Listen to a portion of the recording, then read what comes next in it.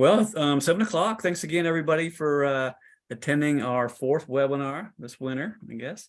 This one on Ask Us Anything about the Ohio to Erie Trail. We'll probably give it another minute or two before we get going, but again, thanks for joining in, and we'll get started here in just a couple minutes once we get a few more people in. Let me preview the questions so people can start thinking about the number they want to. There we go. Yeah, good idea. So these are some of our chat questions that we've received. So we'll go make sure we go through these, and then I think we're really just, this is going to be very informal, and we will just let folks chime in and ask other questions, like really anything, and we'll do our best to answer them and tell you what we know about the trail. So if your question's not on the list, that's perfectly fine. That's number 8. Yeah, that's our other. And you can either type it in the chat or simply just unmute and tell us and ask us a question.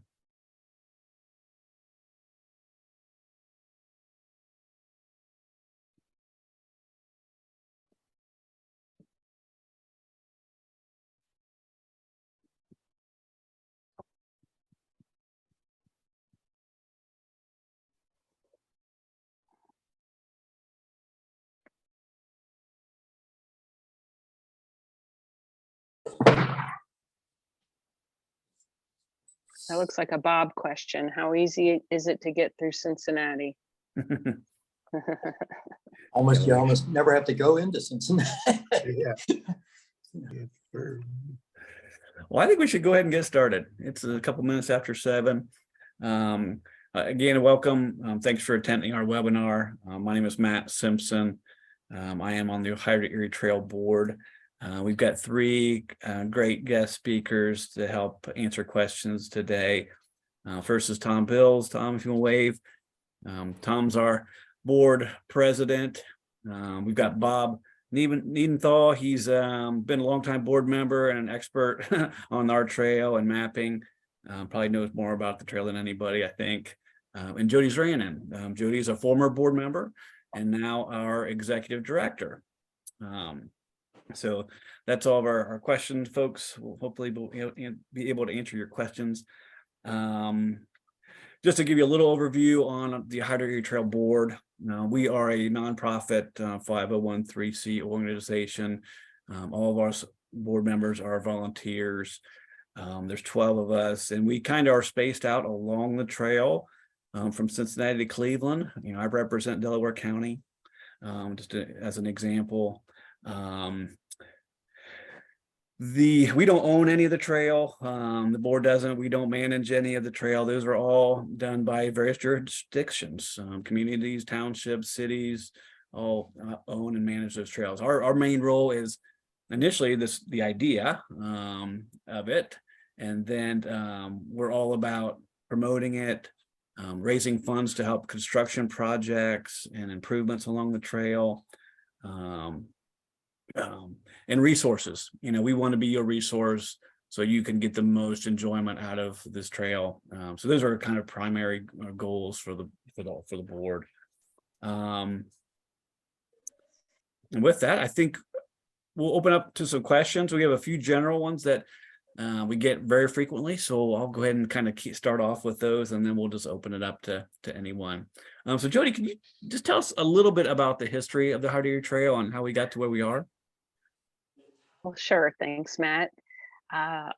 This has been a multi-decade effort, and we are at 89–90% with the projects coming online now and this year. And what we mean by 90%, that means, let's say the Ohio to Erie Trail between Cincinnati and Cleveland started out as mostly roads and streets, and then over these 32 years, we have replaced street sections with trail sections. So we have 10% left, but those sections are getting smaller and smaller each year. And we have a lot of progress, but we still have some to go, hopefully. And I I work on the website, so hopefully I can answer some questions if there's things that we're looking for there. Great. Yeah, thanks, Jody. Bob, mapping, on our Sure. website, particularly our interactive map. I mean, that's been a huge resource. Tell us kind of what's on the map that folks can use to know what the route is. Certainly. For those of you who've been to our website, which is ohioerietrail.org, one of the choices on there is called maps. And if you click on that choice, you'll come to what's called the interactive map page. And that page has multiple types of maps on it. There's the interactive map that most people just look at. It's just it's a Google Maps based map. And then we've overlaid it with our trail. And on that trail, it lists each of the different trails that make up the overall Ohio to Erie Trail. And if you and there's 7 layers currently on that interactive map. Only 4 of those layers are Here's turned on. Okay. Here's the link, if that Sure. helps, but Yeah, you can I'll put that in the chat. flip it up there if you want. But there's layers that aren't turned on that you have to turn on yourself. If we had all the layers turned on, the map would be so complex that it would be hard to understand what you're looking at. So the only things we have turned on are the actual trail itself. And then we also have any alternate trails that you might want to take. If you've ridden the trail multiple times, there are some kind of side trails you can take, maybe if you want to do a little more exploring. And then the third thing, and one has become more critical as the trail ages and there's more maintenance being done to the trail to keep it so people can have a very nice trail out there, which means replacing bridges, means repaving, it means doing a lot of construction or just maintenance. And so we try to put those alerts out there when we know that they're happening, especially ones that last more than a week or two. And some of them last years, actually, so those of you who know about the Grandin Road and there where the new bridge is being built on the Little Miami Trail. That is a 2-year project that we've had to have a bypass around, except on weekends when you can kind of get through there. So those 3 layers are the key layers. Let me see Sure. if I have something on here that might help. I don't want to navigate away from this to the interactive map until we're done with all of this, but Okay. I can do that now, but I may lose my presentation. So, Well, you don't have to if you don't want. well, can you see it? There we go. There Yeah. we go. Okay, so you That's want me the to show interactive the map, layers? please. Yeah, Yeah. and here's our layers with the Yeah. trailheads. Like you see, That's- trailheads is number 1. That's not turned on. But this was the original reason for the map. The original reason was to show people how to get to the trail. So we put, I think there's 40 some, maybe 50 some trailheads listed. And essentially, because it's a Google map, wherever you happen to be, if you click on one of those trailheads and then say you want the directions, it's essentially a straight Google map. It'll give you turn by turn directions for your car or however you're getting to the trail that will take you right to that trailhead. So that was the original reason for the map, was to let people know where the parking lots are and how to get to where the trail is. But most people now use the trail more as just navigation for the trail rather than to get to the trail.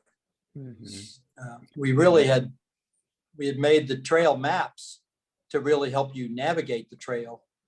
And this thing was originally designed just to get you to the trail, so you knew where the parking lots were. So that was the original intent, but then we added the trails, and then we added where the campgrounds are, and then we added lots of other things. It's giving me car directions instead So of that's bike giving you car directions. directions from wherever Yeah, you currently are. I To, can't- yeah, to the London. sorry. Yeah. So that's really was the original intent of it, was to just help people navigate to where the trail was. Yeah. But obviously it became a lot more things than that now. And like I said, we get over even this time of year, we get almost 1,000 views per day. And in the summertime on the weekends, it can be 1,800 views per day. So it was put up there in October of 2018 was when we launched this originally. And so now 4.5 years later, we went over 1 million views at the end of March. So it's obviously being used. So that's why we try to keep it up, because I think this is the first kind of portal that people use to get to the trail and to use the trail. Yeah, that's excellent. It's an invaluable resource for planning and actually writing, Yeah. I think so. But the last one on there is one that people ask questions about, and that is, where are some long-term parking possibilities when you start at either Cincinnati or in Cleveland? So if you click on that last, it shows you where the PNC parking lot is in Cleveland and how to get from there to the trail. And it also shows the Kenton County garage across the river in Covington, Kentucky, from the start of our trail. And again, it shows you from that parking lot to the start of the trail. And those are helpful if you want to know how to get to the start of either end of the trail, or where you can find long-term secure parking. These are both in parking garages, so you're not out in the open. Oh. Speaking of biking it, I know we And get a this lot of is- questions about what direction is best. Tom, what's your perspective on that? Yeah, I think relatively it's the same either direction. People always talk about the winds coming from the west, but this is a protected trail and the winds don't factor largely in it. What I would say is that the only place you might have an advantage heading south would be the Little Miami recreational trail. Descends into the Ohio River Valley, so it is downhill. And if you go north, you're going to climb probably. I would guess like 25 miles or something like that. But it's relatively the same. Where we have hills is basically one location. It's Wayne County, where the trail is not built. And I've only biked it from the south, but I've heard from people coming from the north who have done both say it's about the same. So I say it's a toss-up, which way is more convenient for you, I would say. But Okay, great. I'd suggest that you try it both ways and then decide for yourself which one you like. Mhm. Good That's call. good advice. Bob, since Cincinnati's in your neck of the woods, one of our questions is how easy is it to get through Cincinnati? Actually, Cincinnati is quite simple. Even though you're on streets a little bit of the time coming out of Cincinnati, it's well-marked bike lanes on the road. And there's a lot of people bike those areas. So you're going to see a lot of bikes on those bike lanes. And I've been through there, God, I don't know how many times. And I've never felt unsafe riding those bike lanes coming out of downtown Cincinnati out to where the trail starts, out on the west side of town, or on the east side of town. But then once you get out on Kellogg Avenue, then you start picking up the what's called the Ohio River Trail. There's actually parts of it downtown. You start out on it when you're at the Roebling Bridge. So you start out on the Ohio River Trail, and then you take it out to Friendship Park, which is a couple miles. But then you're on River Road, and you take River Road around that bend, and then you start up around the bend there, where you see a jog right there. That's where it picks up River Road right there. You run around this, and again, this is all bike lane. there. Until you see that jog. That jog takes you back out to the Ohio River Trail, and then it's Ohio River Trail. You're on trail the rest of the way to Xenia, essentially. The first, or actually you're on trail all the way to past Columbus, or to Columbus, to downtown Columbus when you get on Neal Avenue. So next time you hit a street in a city. So, Mhm. and that's all Little Miami Trail that you're running up there now. And these, the thing I'm showing on the screen right now are the Ride with GPS files. So there's 4 of them, and they're also on the interactive map page, and they are provided compliments of Bob's data work. So they do stay Yeah. updated. They're wonderful. What you see, if you look down in that elevation view, you'll see a little climb there. When you look at down at the bottom on that, those red thing. That's Which the one? detour. Right here? That's the Oh, yeah. detour right there. That's the detour to get around Grandin Road. Normally that's flat all the way through there if you're on the trail. But since the trail's closed, that's the detour around that Grandin Road area. The one advantage, if you do get through there on a weekend or at night time, they have been letting you through there. I know I've been Okay. through there a couple times when they're not working. You can walk your bike through that area. But if you come through during the week, and especially during the day, you cannot get through there. You're going to have to go around it. Okay. And that's probably till the end of this year. Probably going to last right until the end of biking season again this year, as far as having to use that detour during the week. Well, bike rentals, Bob and Tom, maybe you guys know if there's a places to actually rent bikes in either end, Boy. so that if you flew in from out of town, that could you rent and bike it and That comes and goes, at least on the Cincinnati end. I know there's been a couple of bike shops who did rent bikes for a while. One of those bike shops has now gone out of business, mainly because he retired. I do know there is a bike rental in Loveland, which is, again, that's 25 miles from the start of the trail. But there is also a couple bike shops down in Covington, Kentucky, Reasoners, and I think there's a couple others. Again, they kind of hit and miss whether they will rent you a bike or not. But I know Loveland is that first one on there. I know they will rent bikes. There's 2 bike shops in Loveland. Jason Reeser is considering it. We saw him at a State House event recently, and That's he Smitty said, Cycling. Smitty Cycling there. That's on Worcester Pike. That's near the Lunken Airport. So that's probably the closest to the start of the ride, or those places there on Worcester Pike. And the last one is Reasoners, is the one in Covington there. I just want to add that some of the organized tours, have bike rentals as part of those organized tours. So if you're not able to find what you need there, our Plan Your Trip page links to the folks that offer tours. how many tours do we have, Jody, roughly? 17 this year. Oh, okay. After 17, some are the same company. I think we have 8 companies and 17 tours. So, 4 years ago, that was one, the one our organization offered. So we're glad more people are discovering the Ohio to Erie Trail. Yeah. Yep. Kind of keeping with this question about ways to get on, there's a question about just the safety of if you come in on Amtrak, is there you have concerns just riding from the trail to the Amtrak station since you're off the bike path? You guys have any thoughts on that, or is it?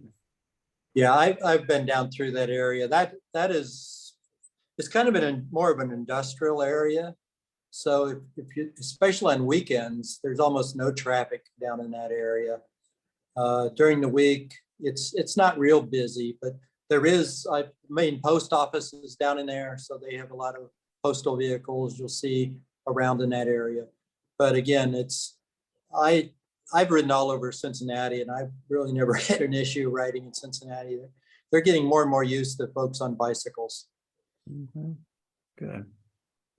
I guess I have a question, I guess probably for Jody. I'm out in Tucson, Arizona, but I will be coming back to Louisville, Kentucky in May and be doing the bike path.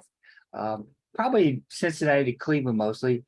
But I just wondered, is there an office where I can call and get information and find out the latest of what's going on? The alerts page is where we post the information as soon as we get it. So ohio to erietrail.org/alerts. And then I'm in my office, which is part of my home. So we do not have a walk-in office, but you can pick up maps and merchandise at District Image in Sunbury. So there is a place where you can stop in and get merchandise. And then a few other places like Ernie's have some great selection of merchandise. Does Yeah, Roku like, What's Go that? ahead. Go ahead. I was gonna say, well, thank you very much for that information. Are you in your office, what days? I mean, are you in your office, open for conversation, 5 days a week or? You can call anytime, and if I don't answer, then Tom will, or another person. So we don't have office hours. I guess we Okay. try to answer your questions when you have them. There's also a Facebook group with over 12,000 people, and that we don't control it, but we participate in it. And Okay. so that's a place where you can get answers from people who've done the trail, who are planning the trail. And that I can show you our contact and connect page. Okay, and About us, one last and then thing. connect. Okay, that's very good. It says member login on this page. Can you become a member of the organization? Definitely. And I can. I may be a member. I mean, I've been out in Tucson for the last 6 months, but I may be a member. I was there last summer. I did part of the trail last summer, but I will find out. All of our content is available without a membership, but we do have longtime supporters of the trail, and people do make an annual commitment every year. And so we offer memberships, but we also, accept donations, and both are, we're a nonprofit, so both are tax deductible. Well, I'm not giving tax advice, but generally we are a 501c3. So How much is membership? donations. Last question, how much is membership? Well, it is $25 or $1,000, or there's a free option. So Well, yeah. So it golly really gee, depends I'm on, not rich, so I'll probably be going for the $25. Thank you very much, Jody. Yes, thank Okay, you. I'll let you guys go back to your business. So This is here. I'll just show you the types. So individual, family, sustaining, lifetime, business membership, organization, newsletter only, 326 club members, or a volunteer role with pre-approval. And so the 326 club is a free complimentary 1-year membership. All right, go ahead. I think Matt was going to talk. Yeah, or if anyone else has any questions, like, feel free to chime in. Thanks, Edward. I appreciate that. Bob, there was one question on the interactive map. Are there any mile markers? There's no mile markers on the interactive map. If you go to the Ride with GPS maps, it does show mile markers on the Ride with GPS routes. Okay, Excellent, thank you. so we have to join and then download there. Bob, we've got a question about a detour. I don't know, Jody, you might be able to answer this too, around Grandin Road Zone. Yep. Do we know what that looks like? I'm putting the alerts page up here because Okay. yeah, I'll answer that when we get to it. we have 8 now because Tom just told us about one on the Hoot, but I added the Delaware one yesterday. So who wants to address this? Well, Bob has the files, right? Well, if the question is the Grandin Road detour, Yeah, the alternate. if we go to back to the interactive map, we can show that. I think I have that linked actually down Actually, here. the detour and the normal route is almost the same length. So you're not really, takes you there's not a lot of extra miles to do the detour. So that's number one. The Let's caveat turn on to route alert. it should be on. Oh, okay. All Yeah. right, so I just And- have to zoom in. Yeah, or just go to the full screen. It's easier to see it. Yeah, it's the last, it's bottom triangle down there in Loveland, or outside of Loveland. Yeah. Okay, all right. Yeah, what you see, the red line is the detour. And of course, the green line is the normal trail. So actually, the detour is actually about 1/10 of a mile shorter. But what you do, anytime you leave this trail, which is along the river, you've got to climb up out of the river valley. So it is about a 10% grade up to get on top of essentially the plateau out of the river valley. But then you get a nice 10% grade back down to the trail when you get back to the river valley. But this is all, this is the GPS, or the Ride with GPS shows the detour route. If I you're just put it using- in the chat too. Yeah, but this is all, there's only all of the squiggly lines up until you get to the top where it goes straight north. That is all on suburban streets essentially in housing development areas. So there's no real traffic on the streets until you get to the very top end there. If you scroll up a little bit, that one little section, which is about a half a mile long, you are riding on US 48. So that's the only piece of that trail that you're going to have traffic on. And there is it's not marked as a bike lane, but there is an apron on the side of that road that's 4 feet wide that you can ride on. Or if you don't like riding on a half a mile of traffic, you can always walk your bike along that route too. Then you turn back off of it, and then it drops down back to the trail again, right at the South Lebanon trailhead.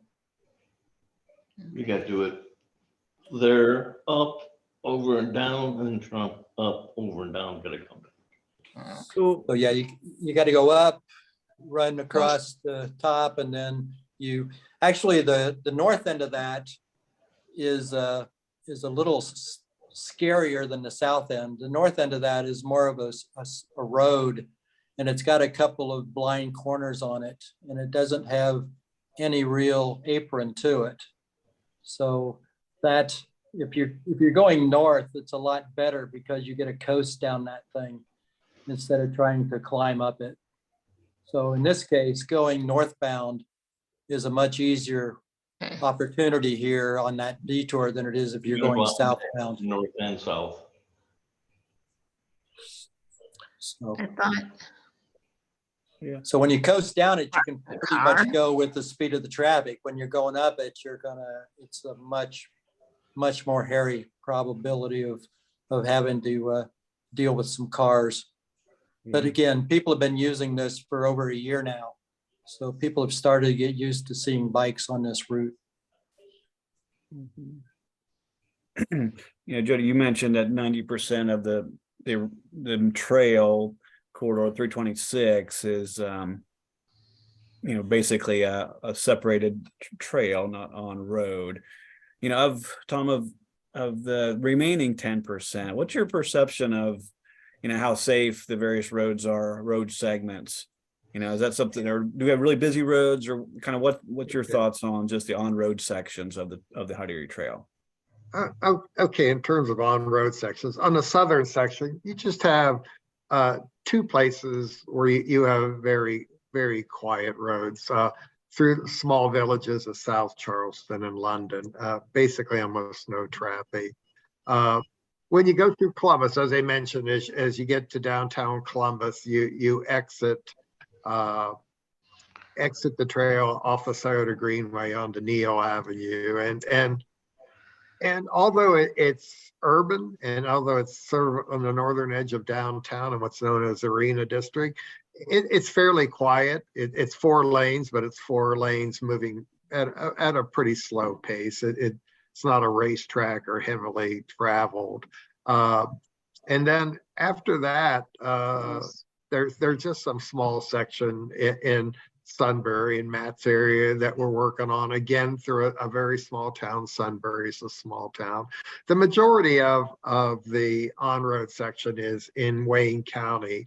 And that is quite scenic. That is Ohio's Amish country. And the roads are very quiet. All the roads that travel, I think there's 17 miles. I think Bob could correct me if I'm wrong, but Yeah. the miles that are there are in Amish country. They're lightly traveled. You're going to see buggies. You're going to see a few cars. That is where the hills are at. But very quiet. And you know, after you get to through that, you trail all the way north. So there's no heavy traffic routes. You're not really on state routes on these roads. You're not on US highways at all. Yeah. Most of these are county roads. There is one state route there between Killbuck and Glenmont. Yeah, somebody asked about that road, and that's kind of in my area. And 520 is basically cutting through a valley. It's pretty flat, has a few little rollers, but not that many. But you got to remember, it's just connecting the little town of Glenmont to another little town called Killbuck, and so you'll occasionally get some traffic, but although it's a state route, it's acting more like a county road. You're not going to have semis or anything. It's going to be light traffic. That is going to Europe, Biggest thing you might see is a school bus. but 10 people or something are biking. All right, great. Thanks, Tom. That's kind of my perception when I wrote it as well. Can I just say this page with the detailed streets is available on the Plan Your Trip page under this not yet or street, this right here, streets and roads. So Bob updates it once a year, and it's great to see those percentages, the road part decreasing. So that Yeah, I was you can always surprised look at that. when I put that together the other day for what Tom had asked for, and I was surprised that since 2019 to the end of last year, for the last 4 years, we've taken away 31% of the on-highway part. So we've reduced it by a third in the last 4 years. Wow, that's impressive. Almost a third. Yeah, that makes a huge difference. So yeah, you can download Well, this the biggest one was if you really want the it. street riding through Cincinnati, which most people thought was the worst part of the whole trail. That has gone away with the new Beachmont Bridge that was finished last September. Excellent. So if anybody's ridden the trail before last September, the trail is much different, much safer coming out of Cincinnati than it was before last September. Great. What about the signage for the detours? I know these are all the various jurisdictions manage their own sections of trail. How have they dealt with detour signage? Does that exist? Or I'd say it's sketchy at this point. Some folks do it, some don't. I know the This one is around signed. Grandin Road, around the Grandin Road, that is marked, but it's marked slightly differently than the way that we show it. They put you more on 48, that we've decided not to ride on 48 as much as what their detour shows. The Camp Chase Trail does have a signed detour, and then we link a, you can, I'll just go ahead and do this, and you can see the roads you use. This is an official detour, and it will be signed, but that's kind of unusual. We're happy to have it. Yeah, on the detours that show on the route alerts, I say, when I put one of those out there, I say whether it's signed or not. And there's only a couple of them that are signed, one being the Camp Chase, the other one being the new one there in Delaware County. I'll make a generalized statement about detours and detour signage. So you have to remember this trail is made up of many counties and different trail jurisdictions, and they all have their own guidelines of detours. And often is the case on trails, especially in an urban area or an area where the alternative detour is a state route.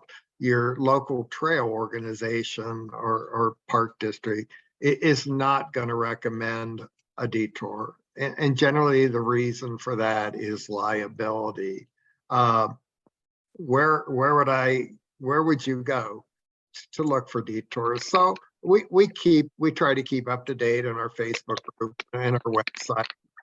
The friends groups, a lot of times people in there will suggest detours for detours that aren't marked, but know that in Ohio there is no law that on a trail they need to provide a detour. You get a detour at the discretion of the local trail managers.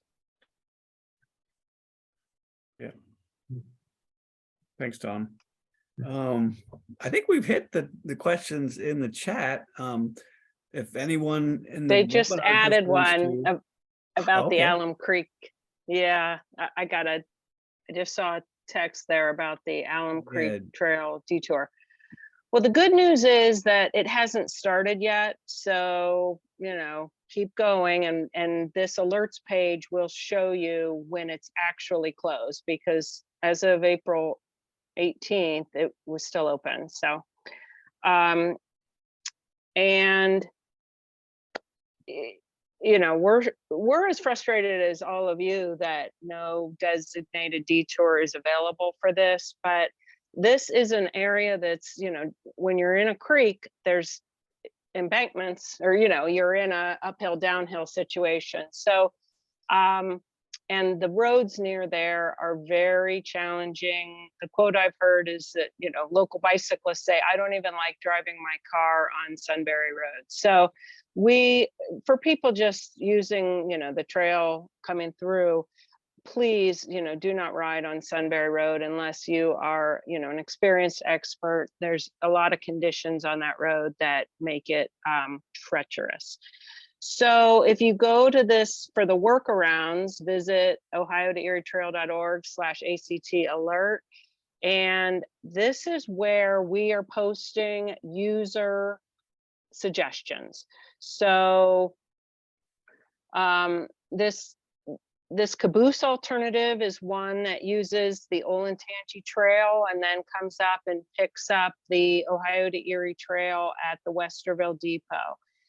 That will completely miss the closure, but you will also be skipping downtown and the majority of the hotels on our lodging list. So, and there won't be any Ohio to Erie Trail signage on that route. So you're pretty much, you should use the Ride with GPS if you're going to use that.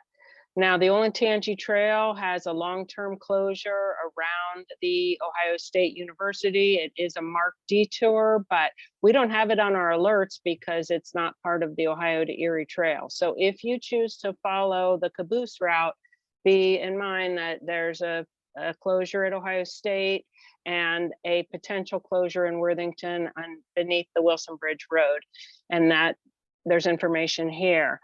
Now, this Morse Crossing bypass option, this was suggested by Bicycle Community in Columbus, and he did tell me that locals are okay riding this way.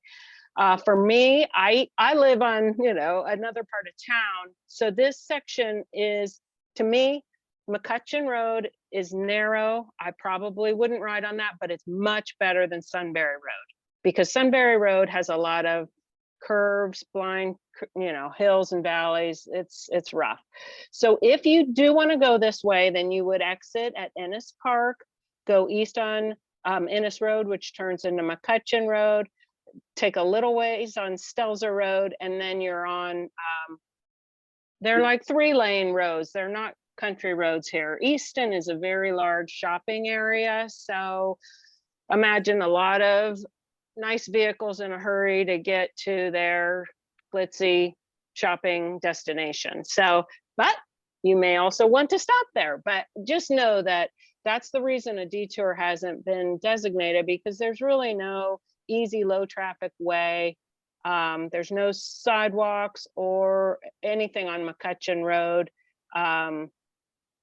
So you know, so long story short, if you're somebody that doesn't like riding on roads at all, you probably should either take a COTA bus, which I provide the stop numbers, and that's the closest, you know, that's the least derivation from the Ohio to Erie Trail route. I think it's like $2, and you can put your bike on the front. If you don't want to do the COTA bus, you could also choose a hotel shuttle.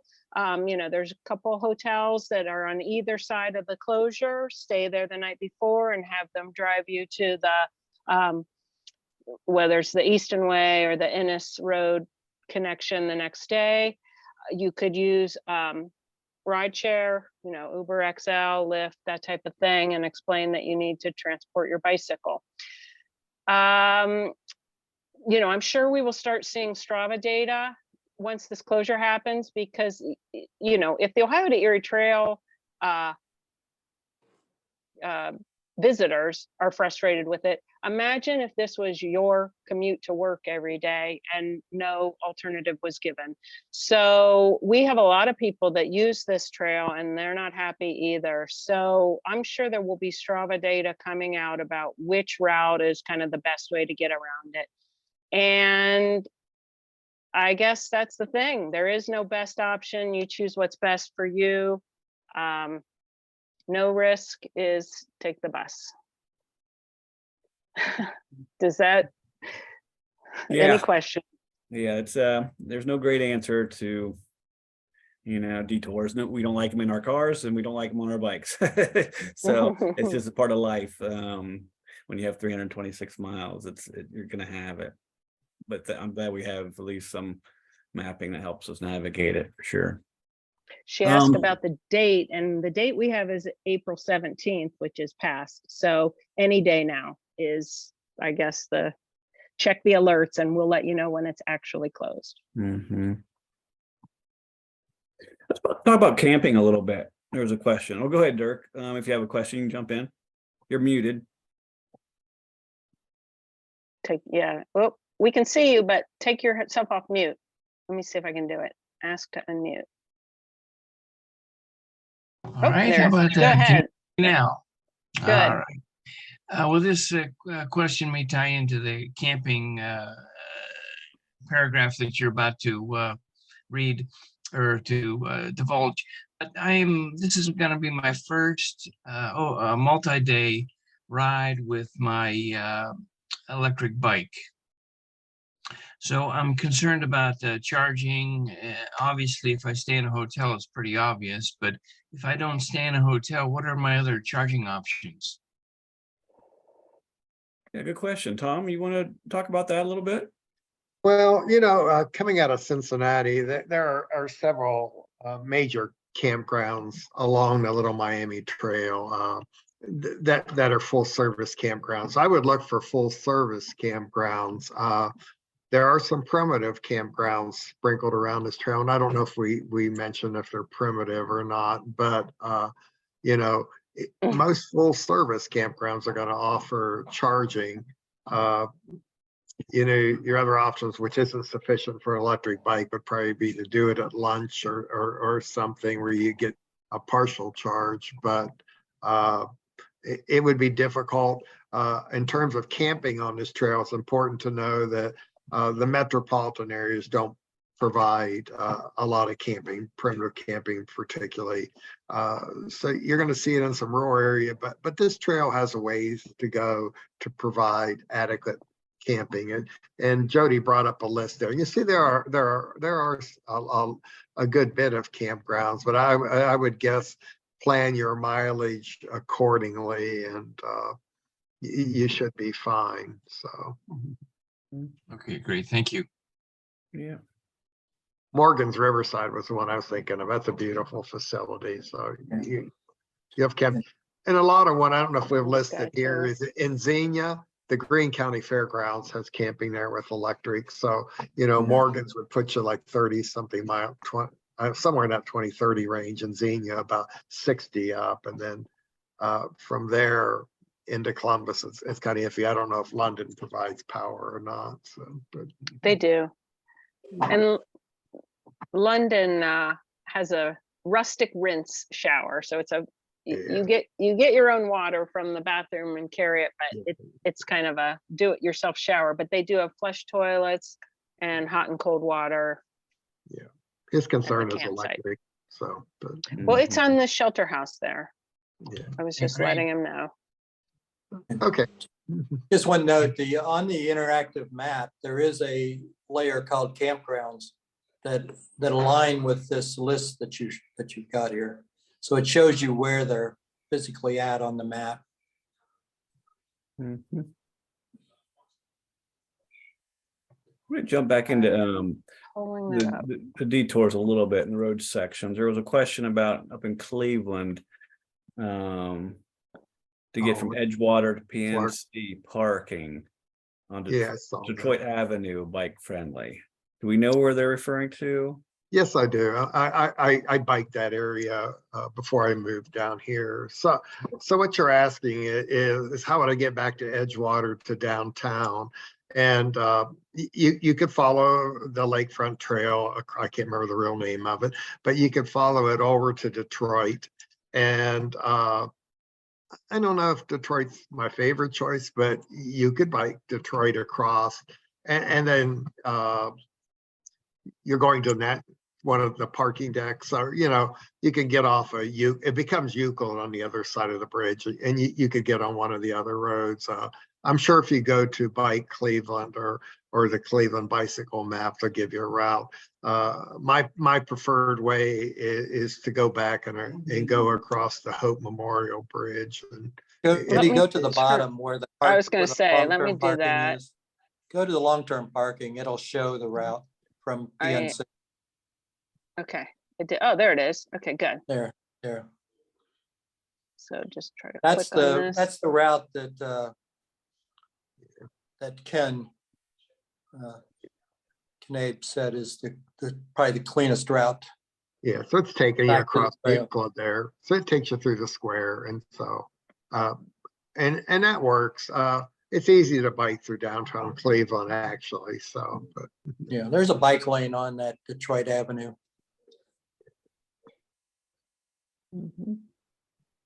Okay. Any other questions from our viewers?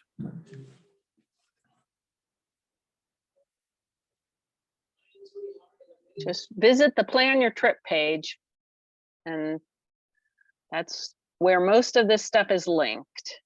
There's other ways to get to it, but that's the quickest. Oh, and then here's the short name for that. I'll put that in the text too. someone earlier had asked the question. They had made the statement that they believe the part of the trail from Cleveland to Akron was the most elevation, and that's not really true. It's pretty much the towpath the whole way. Now Akron, it means high, so the trail gains basically about 10 foot at every lock, but it's not noticeable. You may be referring that there are a few times on the northern end of the trail where you climb in and out of the flats. So there's some elevation there, and going into Akron, there's a small bit, but just about any cyclist can easily cycle from Cleveland to Akron. There was a question about if most camping doesn't take reservations. So what if you get there and there's nothing available? I would say you would want to kind of have some backups, like whether you're a warm showers member, or maybe go to the Facebook group and just say, hey, here's where I'm at. Anybody, I'm stuck. And people might let you camp in their backyard.